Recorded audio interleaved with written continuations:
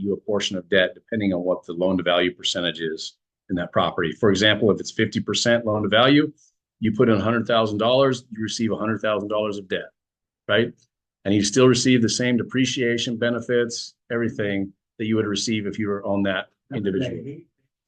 You don't have to work with any banks out there.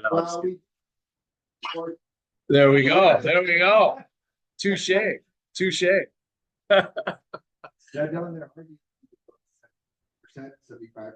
Oh, well, there's one right now that's 85% loan to value. So if somebody has a lot of debt that they need to replace, and maybe they've refied and pulled out a ton of money, and now they're like, hey, I need to sell this property for whatever reason. If they were to sell and to pay tons of taxes, it just doesn't make sense. So they do a 1031 exchange. But now they have to go get all this new debt. And if they had a debt, if their interest rate back in the day was 3-4%, now they're looking at maybe 6-7. It's maybe not as attractive for them, or doesn't pencil out. Got it? Yeah. So good question. Those high leverage, we call them zero coupon DSTs. They don't pay any income, but they replace the huge amount of debt that you need. And then they pay off that debt there. They pay down that debt over time. And if that property sold 10 years down the road, the loan to value will hopefully be much lower at that time, from instead of 85%, right? Maybe it'll be 70% or 65. That's somebody has $1 million 1031. Yeah. Invest 500 on property, 500 in Absolutely. Absolutely. So the great question. And there's different identification rules, which Rob could speak to. I don't know, next month, maybe when you do lunch somewhere, on the side of the qualified intermediary and how you can ID for your identification. Most people out there, 98% of them use the 3 property rule. There's the 200% rule as well, which we use a lot with DSTs, because if I do a $5 million exchange, I just did one with the individual selling some property up in North Phoenix, North Scottsdale area. It was a $5.25 million sale. This is, I'll jump and kind of pivot here for a second. Most of my clients are retirement age. This individual is late 30s.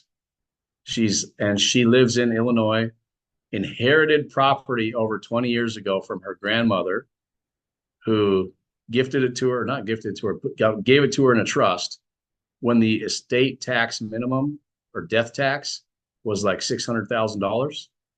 She received it at $600,000, sold it 20 plus years later now for $5.25 million. All of that would be taxable gain. She doesn't do real estate investments, right? She has no idea what to do, how to do it. I worked with her and her father because I worked with her sister last year on a very similar deal. They said, look, we want to sell it.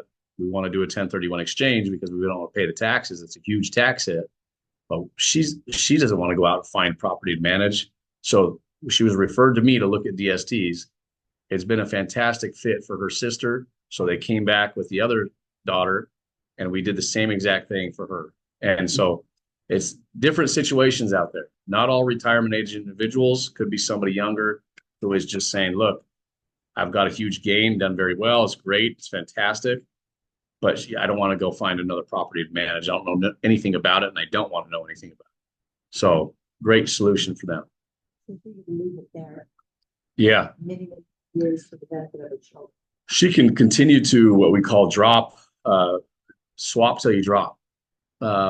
Continue to exchange multiple times throughout her life if she would like, because you can exchange dozens of times throughout your life, and then pass it on to her children, and they would receive a stepped up cost basis. It is Delaware. Yeah. There's tiny things that you can swap after this time of Yeah. So let's say you go into a standard DST, Delaware Statutory Trust, and we're not talking about 721 upreats here.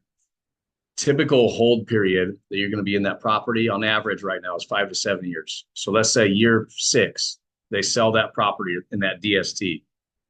You have the option to 1031 exchange again into another DST, exchange back into directly owned real estate, or take the money and pay the taxes. So you can just continue to exchange every 5 to 7 years on average. You have to pay a little attention to it when it happens. Otherwise, yeah,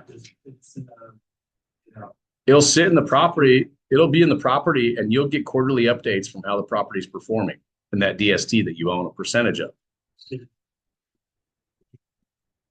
The sponsor will reach out to all the investors, send an email blast out, and say, hey, we have an offer on the property.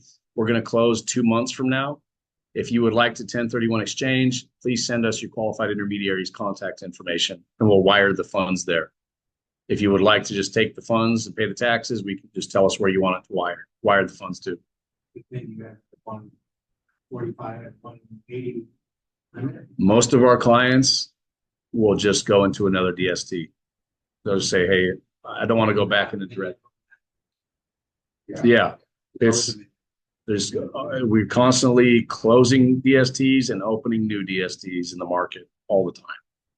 Yeah. So is there a situation where they get to the end of the 5 to 7 year hold and they say, we don't want to sell right now, not at the time? Do you want to move forward with this, or do they cash you out on what your original investment was, or is it some sort of guaranteed return? Good question. So there's no guaranteed term on when they're going to sell. There is a stipulation, which I will get to, I think, here, and maybe it's on this slide. If they say our projection is to sell in 5 to 7 years, and they get to that 7-year mark and they still haven't sold, they may wait and sell year 8 or 9 or whatever, year 10.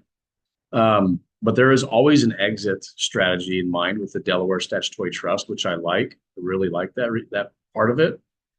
There are DSTs that have no debt, and then there are DSTs that have debt, right? And it could be 30% loan to value leverage on it, could be 50, it could be 70%. Most of them right now are 30 to 50. One of the rules with the Delaware Statutory Trust is you cannot renegotiate, refinance debt inside of the DST. So if you have a 10-year term of debt on that property, you need to sell it before that 10-year term is up, right? Some of them I've seen the market will have 5-year term debt on the property. It shortens the runway in which they will sell that property, so it's very risky, in my opinion. You want to have one at least 10-year term debt because it gives them more time to sell that property and turn a profit for the investors, right? If it's a zero debt DST, then potentially it could last over 10 years. But most of the time, the average right now is 5 to 7. Yeah. You have to allow them to refinance the debt. IRS rule. Yeah. Do the DSTs have to commit to a build or develop and sell plan? Or, I mean, these aren't DSTs that are saying we're going to hold forever. No, there's always an exit strategy in place. I mean, all of the DST sponsors out there make their money from acquisition and disposition properties. So they want to sell. They don't want to hold these properties long term. There's good sponsors out there that will subordinate their disposition fees to investors receiving a full return of their principal, which is great, but there's others that don't do that. But most of them, it's like a brokerage fee that they receive up front on acquisition and disposition. They have an annual management fee as well. All of the fees are baked into the DST offering itself, right? So if I have a PPM or a brochure, PPM stands for private placement memorandum. It's like 200 or 300 page information on the property, the pro formas, the projections, et cetera, legal disclosures everywhere. If there's properties out there that if they'll say that'll pay 5% or 6% distribution, that's taking into account all of the fees. If it has debt on it, that takes into account all the debt payments, et cetera. So what you see is kind of what you get as far as what it's stating it's going to pay you. And when speaking about fees in DSTs, this is how I explain it to my clients. You're going to pay a premium typically to get inside of a Delaware Statutory Trust, and it's going to be paid up front.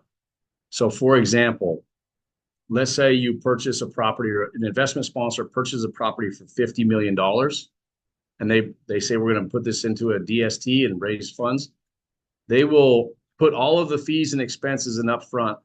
All the fees and expenses, commissions, everything are going to be upfront on top of that property. So they will offer it to investors for, on average, the regular fee rate is between 8 to 12%, somewhere in that range, that you're going to pay as a premium to get into that property up front. So let's say they buy a property for $50 million, add 10% to that, call it 55 million now. If you exchange into that, that's what you're going to be, that's what your cost basis is in that property. And let's say the appraisal on that property is $50 million. If they sold it tomorrow, you would receive 90% of your principal back. So you are paying a fee or a premium up front. You may not see it because if you put in $1 million, your closing statement is going to say $1 million. And if it says they'll pay you 5%, you're getting 5% in the full million, right? So there's no reduction or like commissions or fees that reduce your investment amount, but it is just kind of, it's built into it, which is one of the reasons why most of these are held for 5 to 7 years, overcome that load and expense up front, get everybody's money back, and then some, hopefully, is the plan. Yeah. To further understand the detail on that, let's I say, come into it with $751,000. And I'm just to keep it simple, one DST. Yeah. They have enough other folks to get up to that $50 million, or they put in some themselves. And then Yeah. it's not some fractional interest I have to buy in increments. And I can invest the full that 751. Yep. And then conversely, when 7 years happens and they sell again, and now I have 951,000 to reinvest. Yep. I find one where I can either invest it in one or two, but I get to put the full amount in. In other words, it's not like buying shares in stock where they cost Nope. $150 or whatever. No, you can put it down to the penny. Yeah, as long as most of the minimums, like I said, are 100,000. So you could, if you had 100, I've done deals where occasionally they'll budge and maybe somebody has $88,000 in boot remaining in their 1031 exchange, and you put it into a DST, so there's no tax liability that they owe. So occasionally they will budge on that, but yeah, I mean, whatever the amount is, you can put it in there. It doesn't have to be a share, a round number or anything. Great question. Yeah. Quick general information: DSTs are illiquid. Discussed. So you can't say after you exchange into a DST 2 years later, hey, I would like to get my money out. Can I redeem my interest? It is possible for somebody to buy your interest from you, and you can 1031 exchange out of it and do that. There is no secondary market to market your DST interest. There's no MLS system to go put it out there, CoStar, to say, hey, who wants to buy me out? So I tell my clients it is possible, but it's very highly improbable that will happen. So be aware of that. The only way that you do have liquidity is by doing the 721 UPREIT, which right up front in a DST if they are going to do a 721 UPREIT. It's not, hey, they decided to 721 up this UPREIT and nobody knows. So you'll know, but that's the way to access potential liquidity down the road if you need it, which some clients want that. or you said you could borrow. Not in a DST, but in a deferred sales trust, you potentially could. I'm sorry, not right. Yeah, I don't against the Delaware statutory trust, you can't borrow against it that I'm aware of. Unless have you seen it ever? Yeah. All right. Investors have no control or involvement in property management. There's no decision-making, voting rights that they have on what happens with the property. It's a two-edged sword, pro or con, depending on how you look at it. Right here, I mentioned renegotiating debt terms. You can't do that. It's disallowed by the IRS. So even if the Delaware Statutory Trust has an interest rate of 5.5% or 6%, whatever it may be, and a couple years later, interest rates down, they say, hey, it would be a great time to refinance. Can't do it. Can't do it. You know exactly what the debt terms are going to be before you enter into a DST investment. What happens if they don't meet the debt? If they don't meet the debt terms, that's a good question. Yeah. I haven't seen one not be able to meet the debt terms personally. I'm sure it's happened in the past, but that's a good question. I mean, there are cases where DSTs have the worst case situation that I haven't seen it, but this is what I understand will happen is I've heard of one group doing this. if you have a DST and it has debt on it, let's say, and it's 10-year term, and you get to the end of the 10 years and you haven't sold the property or you were not able to sell it,